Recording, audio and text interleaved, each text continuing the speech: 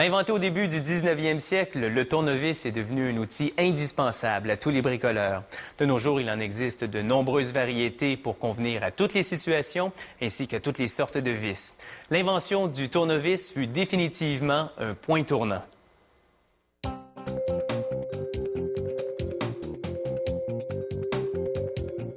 Ces commodes outils ont différents embouts pour s'adapter à un éventail de têtes de vis.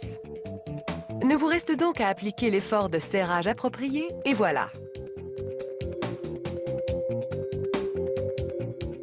La fabrication d'un tournevis commence avec des rouleaux de fil d'acier spécialement formulés. Des roues redressent l'épais fil qui passe ensuite dans une ouverture.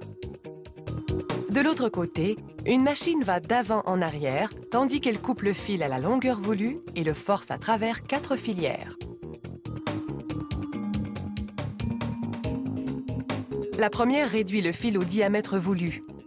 Les autres forment une plaque d'appui hexagonale à l'épaulement. Celle-ci permettra d'appuyer une clé sur le tournevis afin d'augmenter sa puissance de rotation. Un rinçage rapide enlève le résidu de lubrifiant. Ces tiges de tournevis sont prêtes pour l'inspection. Un technicien les examine afin de déceler tout défaut et mesure la longueur et les dimensions de la plaque d'appui hexagonale.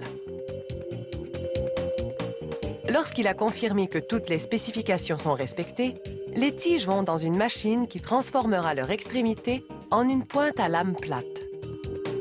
Aux 2 premiers postes, la presse aplatit la pointe.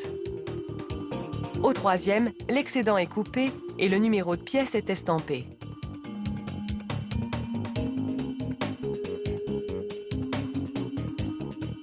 Le tournevis à lame plate est certainement le plus commun de tous. Il convient aux vis fendues et aux écrous à fente d'usage courant. Une fois les tiges traitées thermiquement pour les renforcer, les pointes sont poncées afin d'enlever 1/10 de millimètre. La mesure est confirmée à l'aide de ce guide. Les tiges sont alors insérées dans un autre dispositif à fente. Celui-ci les achemine à une meule.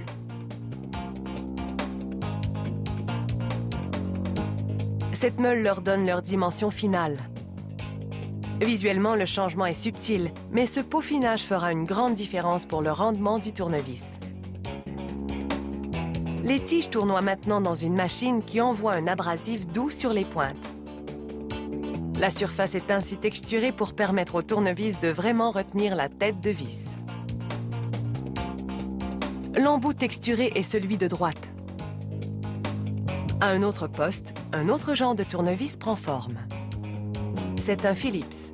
Son embout a une pointe cruciforme pour épouser les vis Phillips. Cette machine trace des rainures dans les biseaux de la pointe afin de lui permettre de s'encastrer davantage. Une presse frappe ensuite l'autre extrémité de la tige pour créer des rainures à rebord qui permettront de la verrouiller dans le manche.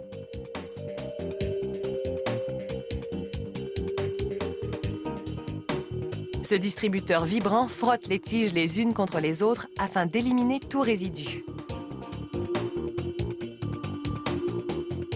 Une fois leur pointe cruciforme texturée, les tiges sont acheminées à une machine laser.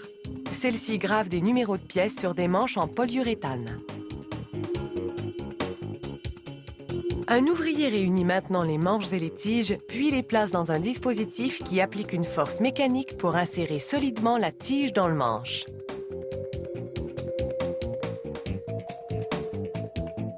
Les tournevis sont finalement placés sur un plateau qui passe à travers un rideau de plastique. Une machine thermocelle le plastique autour du plateau. Le plateau lâchement emballé entre ensuite dans un four spécial où la chaleur rétrécit le plastique pour qu'il épouse le contour du plateau. Il a fallu plusieurs jours pour fabriquer ces tournevis, mais ils sont maintenant prêts à s'atteler à la tâche. Ces outils sont un véritable prolongement de la main du bricoleur. Un outil de qualité vous permettra de travailler plus vite et avec plus de précision. Évidemment, il faut tout de même un minimum de talent pour réussir le projet. Et ça, c'est une autre histoire.